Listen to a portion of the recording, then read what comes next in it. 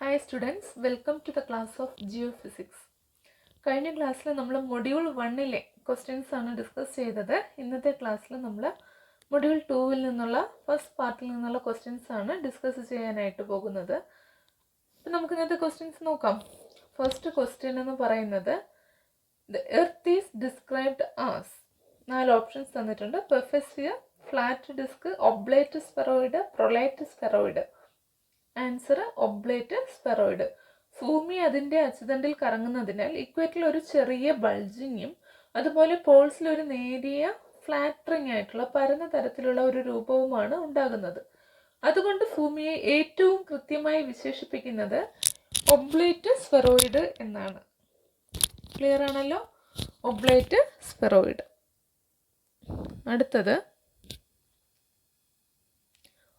Who first calculated the Earth's circumference scientifically? ആരാണ് എർത്തിൻ്റെ circumference scientifically ആദ്യമായി calculate ചെയ്തത്?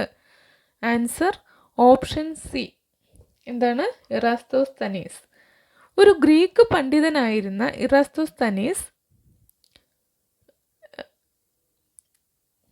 2 നഗരങ്ങളിലെ നിഴലുകളുടെ വ്യത്യാസം ഉപയോഗിച്ചിട്ടാണ് ഭൂമിയുടെ സർക്കംഫറൻസ് ആദ്യമായി ശാസ്ത്രീയമായി കണക്കാക്കിയത്. ഇത് ചരിത്രത്തിലെ ആദ്യത്തെ സയൻറ്റിഫിക് മെഷർമെൻ്റ് ആയിരുന്നു. ഓക്കെ, അടുത്ത question. The polar radius of the earth is approximately. എർത്തിൻ്റെ പോളാർ റേഡിയസ് ഏകദേശം എത്രയാണെന്നാണ്. Answer 6356.75 kilometre. ഓപ്ഷൻ ബി ആണ് റൈറ്റ് ആൻസർ. 6356.75 കിലോമീറ്റർ.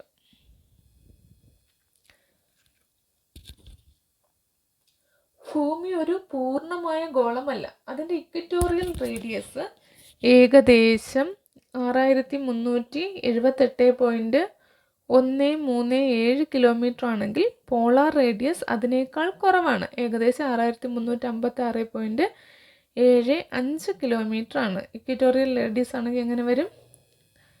6378. തെളിഞ്ഞില്ലല്ലേ? 6378.137 കിലോമീറ്റർ. അതെന്താണ്?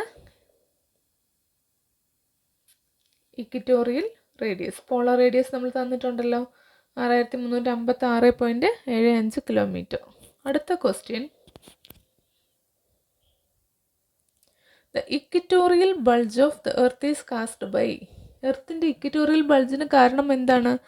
എർത്ത് റൊട്ടേറ്റ് ചെയ്യുന്നതാണ്. അതായത് ആൻസർ എന്ന് പറയുന്നത് എന്താണ്? Rotation of earth. ഭൂമി കറങ്ങുമ്പോൾ ഇക്വേറ്ററിൽ ഉണ്ടാകുന്ന സെൻട്രിഫ്യൂഗൽ ഫോഴ്സ് ആണ് ഇക്വറ്റോറിയൽ ബൾജ് ഉണ്ടാകുന്നതിന് കാരണം. ഇത് ഭൂമിയുടെ ഗ്രാവിറ്റേഷണൽ ഷേപ്പിനെ എന്ത് ചെയ്യുന്നുണ്ട്? സ്വാധീനിക്കുന്നുണ്ട്. അടുത്ത ചോദ്യം. The ഫ്ലാറ്ററിംഗ് factor of the earth in WGS 84 is എന്നാണ് ക്വസ്റ്റ്യൻ. WGS 84 എന്ന് പറയുന്നത് ശരിക്കും ഒരു വേൾഡ് ജിയോഡസിക് സിസ്റ്റമാണ്. 1984 ഡെവലപ്പ് ചെയ്തത് കൊണ്ടാണ് ലാസ്റ്റ് 84 എന്ന് വന്നേക്കുന്നത്. ഇതൊരു standard coordinate system and reference model കൂടിയാണ്. അതായത് എന്തിനൊക്കെ വേണ്ടിയിട്ടുള്ളത്? GPS, അതുപോലെ സാറ്റലൈറ്റ് മാപ്പിംഗ്, ജിയോഡസിക് സർവീസ്, അതുപോലെ earth shape and gravity modelling, ഇതിനൊക്കെ യൂസ് ചെയ്യുന്ന ഒരു സ്റ്റാൻഡേർഡ് മോഡൽ. അപ്പോൾ ഇതനുസരിച്ച് ദ ഫ്ലാറ്ററിംഗ് ഫാക്ടർ ഓഫ് എർത്ത് എത്രയാണ് എന്നതാണ് നമ്മുടെ ചോദ്യം. അപ്പോൾ നമ്മുടെ ആൻസർ എന്താണ്? 1/298.257223.563 എന്നതാണ് നമ്മുടെ ആൻസർ. ഇത് ഒരു ഫോർമുല ഉപയോഗിച്ചാണ് കണക്കാക്കുന്നത്. ഈ ഫ്ലാറ്ററിംഗ് ഫാക്ടർ എഫ് എന്ന് പറയുന്നത് നമ്മൾ കണക്കാക്കുന്നത് A-B ഡിവൈഡഡ് ബൈ A എന്ന് പറയുന്ന ഫോർമുല യൂസ് ചെയ്തിട്ടാണ് കണക്കാക്കുന്നത്. ഇവിടെ A എന്ന് പറയുന്നത് ഇക്വറ്റോറിയൽ റേഡിയസ് ആണ്. എന്താണ്? Equatorial radius. B എന്ന് പറയുന്നത് അറിയാമല്ലോ എന്തായിരിക്കും? Polar radius. അപ്പം B എന്ന് പറയുന്നത് എന്താണ്? പോളാർ റേഡിയസ് ആണ്. A എന്ന് പറയുന്നത് എന്താണ്? ഇക്വറ്റോറിയൽ റേഡിയസ് ആണെങ്കിൽ ഫ്ലാറ്ററിംഗ് ഫാക്ടർ എന്ന് പറയുന്നത് നമ്മൾ എങ്ങനെ കണക്കാക്കും? A-B/A. ഇതെന്തനുസരിച്ചിട്ടാണ്? WGS 84 model. അതെന്ത് മോഡലാണ്? മോഡല് നമ്മൾ പറഞ്ഞില്ലേ. അതായത് ജിയോഡെസിക് സിസ്റ്റം ഒരു മോഡലാണ്, 1984 ഇൻട്രൊഡ്യൂസ് ചെയ്ത മോഡലാണ്. ഓക്കെ, അപ്പം നമ്മുടെ ആൻസർ എന്ന് പറയുന്നത് ഓപ്ഷൻ ബി ആണ്. അപ്പോൾ അതിൻ്റെ ഫ്ലാറ്ററിംഗ് വാല്യൂ നമുക്ക് ഇങ്ങനെയാണ് കിട്ടുന്നത്. Okay, next question.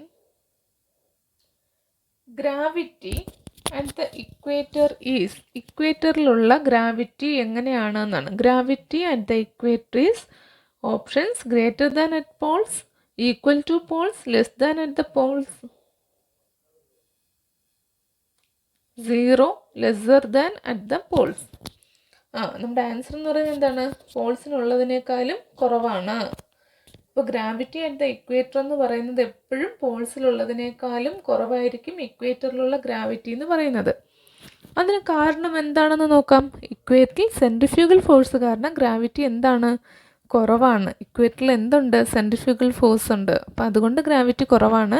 എന്നാൽ പോൾസിൽ കറങ്ങുന്നതിന് ഈ സ്വാധീനമില്ലാത്തത് കൊണ്ട് ഗ്രാവിറ്റി കൂടുതലായിരിക്കും. അതിനാൽ ഗ്രാവിറ്റി ഇക്വേറ്ററിൽ നിന്ന് പോൾസിലേക്ക് പോകുമ്പോൾ എന്ത് ചെയ്യും? കൂടുന്നു. അപ്പോൾ ഇക്വേറ്ററിൽ ലെസ് മീൻസ് പോൾസിൽ എന്താണെന്നാണ് അർത്ഥം? കൂടുതലാണ് എന്നാണ് അർത്ഥം. Okay, question number 7. Normal gravity at the equator according to WGS 84 is. അപ്പോൾ ആ ഒരു സിസ്റ്റം അനുസരിച്ചിട്ട് നോർമൽ ഗ്രാവിറ്റി, ഇക്വേറ്ററിൽ അനുഭവപ്പെടുന്ന നോർമൽ ഗ്രാവിറ്റി എത്രയെന്നാണ് ചോദ്യം. ഇക്വേറ്ററിലെ നോർമൽ ഗ്രാവിറ്റി എന്ന് പറയുന്നത് എത്രയാണ്? 9.780 മീറ്റർ പെർ സെക്കൻഡ് സ്ക്വയർ ആണ്. Okay, 9.780 metre per second square. WGS 84 model അനുസരിച്ച് ഇക്വേറ്ററിലെ ഗ്രാവിറ്റി ഏകദേശം 9.780-326 അങ്ങനെ പോവും മീറ്റർ പെർ സെക്കൻഡ് സ്ക്വയർ ആണ്. ഇത് സാധാരണ ഗുരുത്വാകർഷണത്തേക്കാൾ അല്പം കുറവാണ്. ഓക്കെ, അതെവിടെയാണ്? ഇക്വേറ്ററിൽ. നമ്മൾ നോർമലി കൺസിഡർ ചെയ്യുമ്പോൾ നമുക്ക് നോക്കാം. Question number 8. The value of gravity at the poles according to WGS 84 system. അവർ സിസ്റ്റം അനുസരിച്ച് പോൾസിൽ എങ്ങനെയാണ്? 9.83218 മീറ്റർ പെർ സെക്കൻഡ് സ്ക്വയർ ആണ്. ഓക്കെ, പോൾസിൽ കറങ്ങുന്നതിൻ്റെ ഫോഴ്സ് ഏറ്റവും കുറവായതിനാൽ ഗ്രാവിറ്റി അവിടെ മാക്സിമം ആയിരിക്കും. WGS 84 പ്രകാരം പോളാർ ഗ്രാവിറ്റിയുടെ മൂല്യം ഏകദേശം 9.83218 മീറ്റർ പെർ സെക്കൻഡ് സ്ക്വയർ ആണ്. നമ്മുടെ answer option A, 9.83218 metre per second square. അടുത്ത ചോദ്യം ഇതാണ്. Which formula replace the earlier normal gravity formula for modern applications. അപ്പം എന്താണ്? ഏത് ഫോർമുലയാണ് ഏർലിയർ നോർമൽ ഗ്രാവിറ്റി ഫോർമുലയെ മോഡേൺ ആപ്ലിക്കേഷൻസിന് വേണ്ടിയിട്ട് റീപ്ലേസ് ചെയ്തിട്ടുള്ളതെന്നാണ് നമ്മുടെ ചോദ്യം. നമ്മുടെ ആൻസർ സൊമഗ്ലിയാനാസ് ഫോർമുല. സൊമഗ്ലിയാനാസ് ഫോർമുലയാണ്. ഓപ്ഷൻ സി ആണ് റൈറ്റ് ആൻസർ. സൊമഗ്ലിയാനാസ് ഫോർമുല എന്നത് ആധുനികമായ ഇൻ്റർനാഷണൽ ഗ്രാവിറ്റി ഫോർമുലയാണ്. ഇതൊരു സ്ഥലത്തിൻ്റെ ലാറ്റിറ്റ്യൂഡ് അനുസരിച്ച് ഗ്രാവിറ്റി കണക്കാക്കാനായിട്ടാണ് ഉപയോഗിക്കുന്നത്. ഇതിൻ്റെ IGF 80 പതിപ്പ് ഈ ഫോർമുലയെ അടിസ്ഥാനമാക്കിയുള്ളതാണ്.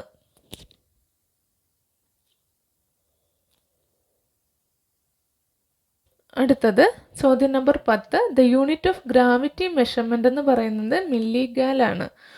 മില്ലിഗാൽ എന്നാൽ താഴെ പറയുന്നവയിൽ എത്ര മീറ്റർ പെർ സെക്കൻഡ് സ്ക്വയറിന് ഈക്വൽ ആണ് എന്നാണ് ചോദ്യം. മില്ലിഗാൽ എന്നാൽ എംഗാൽ എന്നാൽ മില്ലിഗാൽ 10⁻³ ഗാലാണ്. ഓക്കെ, പക്ഷേ അത് മീറ്റർ പെർ സെക്കൻഡ് സ്ക്വയറിലാക്കുമ്പോൾ 10⁻⁵ മീറ്റർ പെർ സെക്കൻഡ് സ്ക്വയർ ആണ് കേട്ടോ. അപ്പോൾ ഓപ്ഷൻ എ ആണ് റൈറ്റ് ആൻസർ.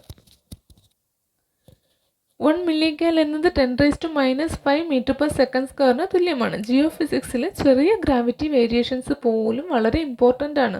അവ സാധാരണയായി മില്ലിഗാൽ എന്ന യൂണിറ്റിലാണ് രേഖപ്പെടുത്തുന്നത്. Question number 11. The change in gravity from equator to pole is approximately. ഗ്രാവിറ്റിയിൽ വരുന്ന വ്യത്യാസം ഇക്വേറ്ററിൽ നിന്ന് പോളിലേക്ക് വരുമ്പോഴത്തേക്കും 5000 മില്ലിഗാലാണ്. ഭൂമിയുടെ ആകൃതിയും, അതായത് നമുക്കറിയാം ലോബ്ലേറ്റ് സ്ഫെറോയിഡ് ആണെന്നുള്ളത്, കറങ്ങുന്നത് കൊണ്ടുള്ള സ്വാധീനവും, അതായത് അവിടെ എന്തുണ്ട്? സെൻട്രിഫ്യൂഗൽ എഫക്റ്റ് ഉണ്ട്. അത് എല്ലാം കാരണം ഇക്വേറ്ററിൽ നിന്ന് പോളിലേക്ക് പോകുമ്പോൾ ഗ്രാവിറ്റി എന്ത് ചെയ്യും? കൂടും. ഈ വ്യത്യാസം ഏകദേശം 0.052 മീറ്റർ പെർ സെക്കൻഡ് സ്ക്വയർ ആണ്. അതായത് ഏകദേശം 5200 മില്ലിഗ്യാൽ.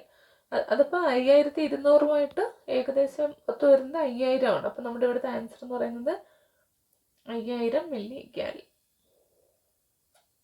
Next question number 12. The earth rotation causes, എർത്തിൻ്റെ റൊട്ടേഷൻ കാരണം ഉണ്ടാകുന്നത് എന്തൊക്കെ?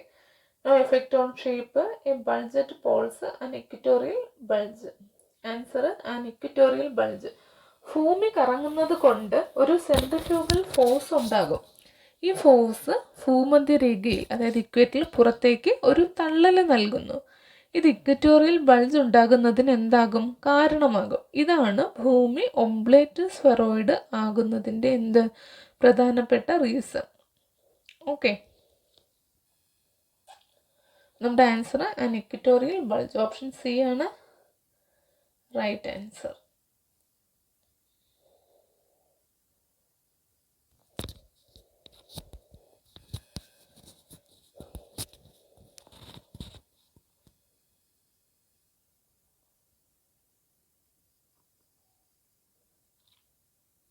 അടുത്ത question number 13. The Chandler wobble has a period of approximately. Chandler wobble എന്നത് ഭൂമിയുടെ അച്ചുതണ്ടിൽ ഉണ്ടാകുന്ന ഒരു നേരിയ ചാഞ്ചാട്ടമാണ്, അതായത് ഒരു സ്ലൈറ്റ് ഡീവിയേഷൻ എന്ന് പറയാം. ഈ ചാഞ്ചാട്ടത്തിൻ്റെ ശരാശരി പീരീഡ് ഏകദേശം 435 ദിവസമാണ്. അപ്പോൾ നമ്മുടെ ആൻസർ എന്ന് പറയുന്നത് ഓപ്ഷൻ സി എന്താണ്? Option C 435. ഓക്കെ,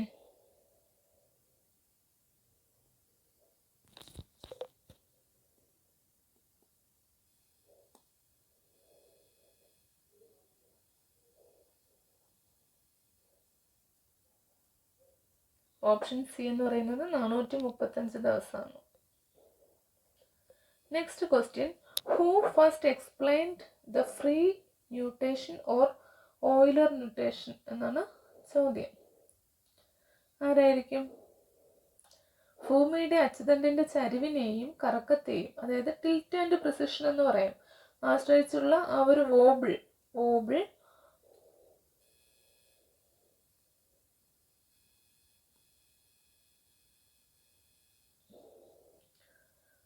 ആദ്യമായി വിശദീകരിച്ചത് ഓയിലർ ആണ്. റൊട്ടേഷണൽ ഡൈനാമിക്സിൽ ഇത് വളരെ പ്രധാനപ്പെട്ട ഒരു കൺസെപ്റ്റ് ആണ് കേട്ടോ. അപ്പോൾ ഇത് ആദ്യമായിട്ട് പറഞ്ഞത് ഓയിലർ നൊട്ടേഷൻ എന്ന് പറയുമ്പം ഓക്കെ, ആരായിരിക്കും? Euler.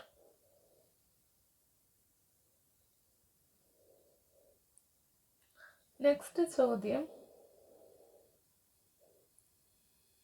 The axis about which the earth rotates is called. Earth rotate ചെയ്യുന്ന ആക്സിസിന് എന്തെന്ന് പറയും? Axis of figure. ഭൂമിയുടെ യഥാർത്ഥ ആകൃതിയെയും പിണ്ഡത്തിൻ്റെ വിതരണത്തെയും, അതായത് അതിൻ്റെ മാസ് ഡിസ്ട്രിബ്യൂഷൻ അടിസ്ഥാനമാക്കിയുള്ള അച്ചുതണ്ടിനെയാണ് ആക്സിസ് ഓഫ് ഫിഗർ എന്ന് പറയുന്നത്. ഭൂമി പ്രധാനമായും ഈ അച്ചുതണ്ടിനെ ചുറ്റിപ്പറ്റിയാണ് കറങ്ങുന്നത്. ഈ ആക്സിസ് ഭൂമിയുടെ ജിയോഗ്രഫിക് പോൾസിനെ തമ്മിൽ എന്ത് ചെയ്യുന്നുണ്ട്? ബന്ധിപ്പിക്കുന്നുണ്ട്. അപ്പോൾ എന്താണ് axis about which the earth rotate is called axis of figure. Question number 16. The increase in earth അല്ലെങ്കിൽ moon distance due to tidal braking is about. Question number 16 answer എന്ന് പറയുമ്പോൾ ടൈഡൽ ഫ്രിക്ഷൻ ഉണ്ടാകുമ്പോൾ അവിടെ ഭൂമിയുടെ കറക്കം സാവധാനത്തിലാവും അല്ലേ? ചന്ദ്രൻ ഭൂമിയിൽ നിന്ന് പതിയെ അകന്നു പോവുകയും ചെയ്യും. നിലവിലെ നിരീക്ഷണങ്ങൾ പ്രകാരം ചന്ദ്രൻ പ്രതിവർഷം ഏകദേശം 3.8 സെൻറ്റിമീറ്റർ, അതായത് 38 മില്ലിമീറ്റർ പെർ ഇയർ എന്ന തോതിലാണ് അകന്നു പോകുന്നത്. അപ്പം നമ്മുടെ ആൻസർ എന്താണ്? 38 mm per year. 38 mm per year. 38 mm per year.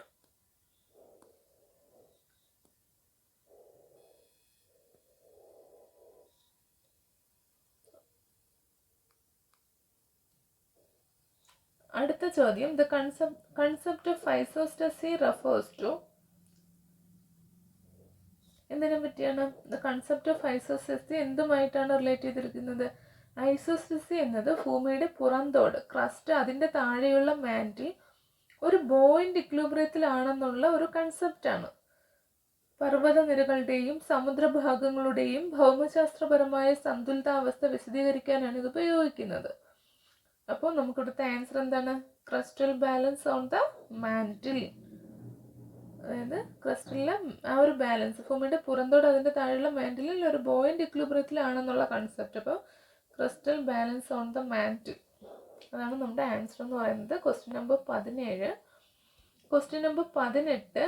According to the Airy Heiskanen model mountains have, എന്താണ് താഴെ പറയുന്നതിൽ കറക്റ്റ് ആയിട്ടുള്ള ഓപ്ഷൻസ്? നോ റൂട്ട്സ് ആണോ, ഈക്വൽ ഡെൻസിറ്റി ടു മാൻറ്റിൽ ആണോ, deep roots of less density ആണോ, thick crystal Roots ആണോ എന്നാണ് ചോദ്യം. എയറി മോഡൽ പ്രകാരം പർവ്വതങ്ങൾക്ക് താഴേക്ക് നീണ്ടു നിൽക്കുന്ന കട്ടിയുള്ള ക്രിസ്റ്റൽ റൂട്ട്സ് ഉണ്ടാകും. ഇത് ആർക്കിമിഡീസ് പ്രിൻസിപ്പിളിനെ അടിസ്ഥാനമാക്കിയുള്ള ഒരു മോഡലാണ്.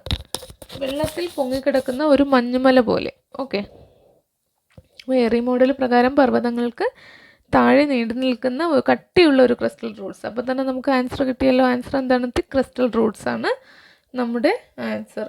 ഇത് ആർക്കിമിഡീസ് പ്രിൻസിപ്പിളിനെ അടിസ്ഥാനമാക്കിയുള്ള ഒരു മോഡലാണ്. വെള്ളത്തിൽ പൊങ്ങിക്കിടക്കുന്ന ഒരു മഞ്ഞുമല പോലെ തിക്ക് ആയിട്ടുള്ള ക്രിസ്റ്റൽ റൂട്ട്സ് ആണ് നമ്മുടെ ആൻസർ. അടുത്തത് ക്വസ്റ്റ്യൻ നമ്പർ 19. ക്വസ്റ്റ്യൻ നമ്പർ 19 എന്താണ്? In the Pratt-Hayford model, surface elevation is due to. Surface എലവേഷന് കാരണം എന്താണ്? പ്രാട്ട്-ഹൈഫോർഡ് മോഡലിൽ പ്രാട്ട്-ഹൈഫോർഡ് മോഡൽ അനുസരിച്ച് ഭൂമിയുടെ പുറന്തോടിൻ്റെ കനം എന്ന് പറയുന്നത് യൂണിഫോം തിക്നെസ് ആണ്. എന്നാൽ ഉയരത്തിലുള്ള വ്യത്യാസങ്ങൾ ഉണ്ടാകുന്നത് ഡെൻസിറ്റി വേരിയേഷൻ കാരണം അതിൽ വ്യത്യാസം ഉണ്ടാവും. അതായത് ഉയരം കൂടിയ പ്രദേശങ്ങളിൽ ഡെൻസിറ്റി കുറവും ഉയരം കുറഞ്ഞ പ്രദേശങ്ങളിൽ ഡെൻസിറ്റി കൂടുതലും ആയിരിക്കും. ഇതിനെയാണ് നമ്മൾ വേരിയേഷൻ, ലാറ്ററൽ ഡെൻസിറ്റി വേരിയേഷൻസ് എന്ന് പറയും. ഇപ്പോൾ സർഫസ് എലവേഷൻ എന്തുകൊണ്ടാണ് പ്രാട്ട്-ഹൈഫോർഡ് മോഡൽ പ്രകാരം പറയുന്നത്? Lateral density variations. ഒന്നുകൂടി പറയണമെങ്കിൽ പറയാം, പ്രാട്ട് മോഡൽ അനുസരിച്ച് ഭൂമിയുടെ പുറന്തോടിൻ്റെ കനം യൂണിഫോം ആയിട്ടുള്ള തിക്നെസ് ആണ്, യൂണിഫോമാണ്. എന്നാൽ ഉയരത്തിലുള്ള വ്യത്യാസങ്ങൾ കൊണ്ട്, അതായത് അവിടുത്തെ ഡെൻസിറ്റിയിൽ വരുന്ന വേരിയേഷൻസ് ആണ് ഇതിന് കാരണം. അതായത് ഉയരം കൂടിയ പ്രദേശങ്ങളിൽ ഡെൻസിറ്റി കുറവും ഉയരം കുറഞ്ഞ പ്രദേശങ്ങളിൽ ഡെൻസിറ്റി കൂടുതലും ആയിരിക്കും. നമ്മുടെ ആൻസർ ലാറ്ററൽ ഡെൻസിറ്റി വേരിയേഷൻസ്. അടുത്തത് question number 20. The Airy model assumes crest floats on A. Answer നോക്കാം. എയറി മോഡലിൽ ഭൂമിയുടെ പുറന്തോട് ക്രസ്റ്റ് ഒരു കട്ടിയുള്ളതും ദ്രാവകത്തിന് സമാനമായതുമായ മാൻറ്റിലിൽ ബോയൻസി കാരണം പൊങ്ങിക്കിടക്കുന്നു എന്നാണ് അസ്യൂം ചെയ്യുന്നത്. ജിയോളജിക്കൽ ടൈം സ്കെയിൽസിൽ മാൻറ്റിലിന് ഒരു ഫ്ലൂയിഡ് ലൈക്ക് സബ്സ്ട്രാറ്റം ആയി പ്രവർത്തിക്കുന്നു. ഓക്കെ, അപ്പോൾ നമ്മുടെ ആൻസർ എന്താണ്? Denser fluid like substratum. Airy model crest എന്താണ്? ക്രസ്റ്റ് ഫ്ലോട്ട്സ് ഓൺ എവിടെയാണ്? ഡെൻസർ ആയിട്ടുള്ള ഫ്ലൂയിഡ് ലൈക്ക് ഒരു സബ്സ്ട്രാറ്റത്തിൽ കിടന്നിങ്ങനെ ഫ്ലോട്ട് ചെയ്യുന്നതായിട്ടാണ് ആര് അസ്യൂം ചെയ്യുന്നത്? എയറി മോഡൽ അസ്യൂം ചെയ്യുന്നത്. അടുത്ത ചോദ്യം ഇതാണ്. Who introduced mathematical formulation for the Pratt hypothesis? Answer എന്ന് പറയുന്നത് ഹൈഫോർഡ് ആണ്. ഹൈഫോർഡ്. പ്രാട്ട് ഹൈപ്പോത്തസിസ് ആദ്യമായി അവതരിപ്പിച്ചത് ജോൺ പ്രാട്ട് ആണെങ്കിലും അതിന് ഗണിതപരമായ രൂപം നൽകുകയും പ്രാക്ടിക്കൽ ടേബിൾസ് തയ്യാറാക്കുകയും ചെയ്ത ഹൈഫോർഡ് ആണ്. അതുകൊണ്ടാണ് ഈ മോഡൽ ചിലപ്പോൾ പ്രാട്ട് ഹൈഫോർഡ് ഹൈപ്പോത്തസിസ് എന്ന് അറിയപ്പെടുന്നത്. ഓപ്ഷൻസിൽ പ്രാട്ട് ഇല്ലാത്തത് കൊണ്ട് തന്നെ നമുക്ക് ധൈര്യമായിട്ട് എന്ത് ചെയ്യാൻ പറ്റും? ഹൈഫോർഡ് എന്നുള്ള ഓപ്ഷൻസ് എഴുതാൻ പറ്റും. അടുത്തത് question number 22. Who derived tables for Airy model corrections? Airy model കറക്ഷൻസിന് വേണ്ടിയിട്ട് ടേബിൾ ഇൻട്രൊഡ്യൂസ് ചെയ്തത് ആര്? ആൻസർ ഹെയ്സ്കനൻ. ഹെയ്സ്കനൻ മോഡലിൽ എയറി മോഡലിനെ കൂടുതൽ മെച്ചപ്പെടുത്തി ഗുരുത്വാകർഷണ വ്യതിയാനങ്ങൾക്കുള്ള ഗ്രാവിറ്റി അനോമലീസ് കറക്ഷൻ ടേബിൾസ് ഉൾപ്പെടുത്തിയത് ഹെയ്സ്കനൻ ആണ്. ഇതിനായി അദ്ദേഹം ഭൂമിയുടെ ഘടനയെക്കുറിച്ചുള്ള പുതിയ വിവരങ്ങളാണ് ഉപയോഗിച്ചത്. ഇത് കൂടുതൽ കൃത്യത നൽകി അപ്പോൾ എയറി മോഡൽ കറക്ഷൻസിന് വേണ്ടിയിട്ട് ടേബിൾ കൊണ്ടുവന്നത് ആരാണ്? ഹെയ്സ്കനാണ് കേട്ടോ. അടുത്ത ചോദ്യം,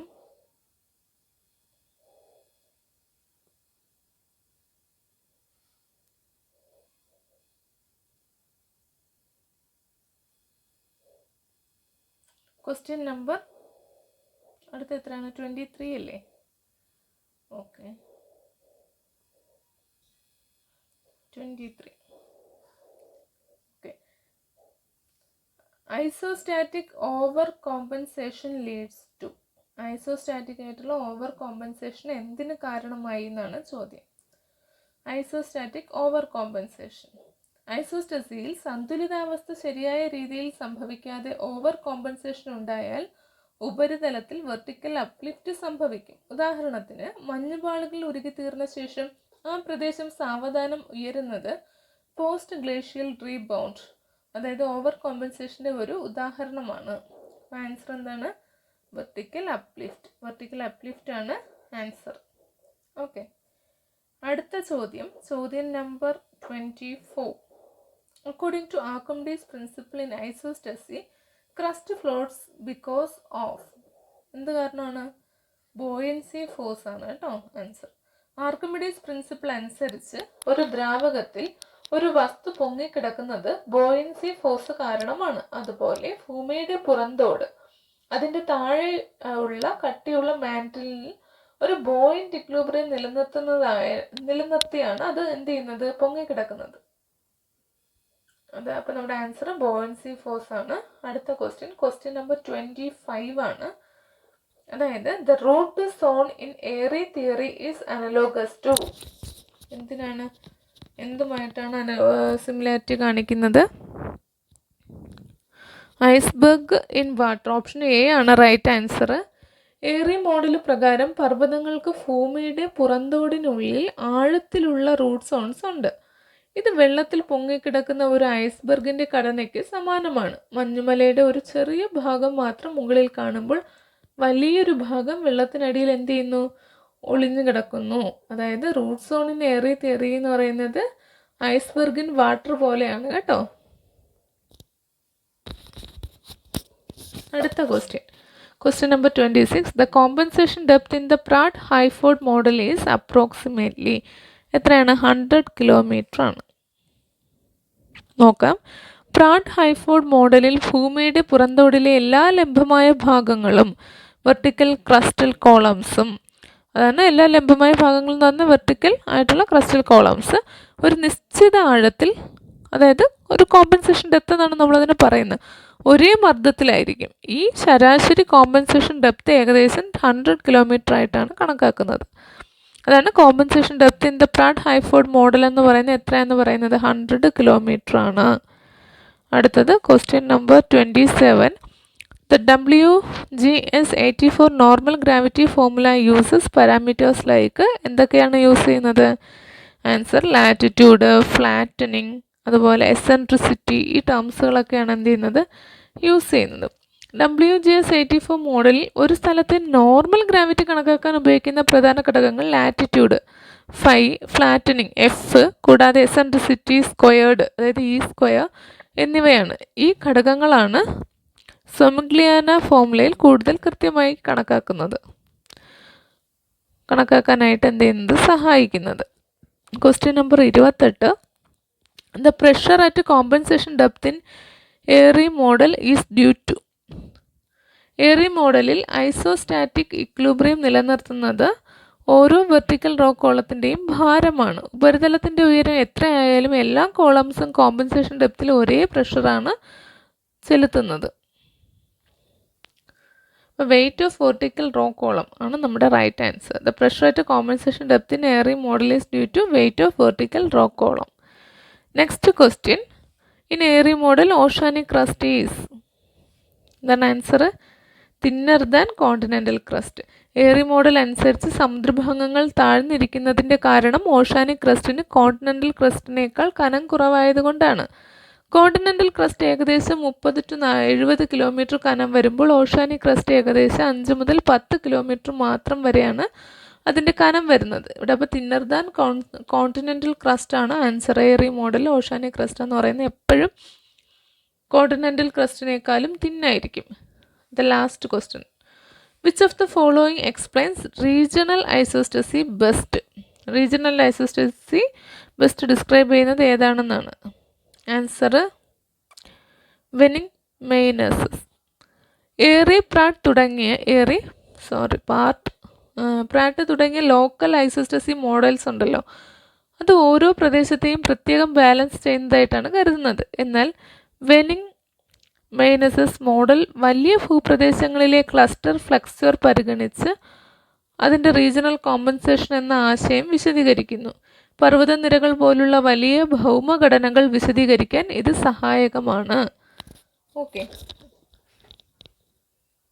താങ്ക് യു.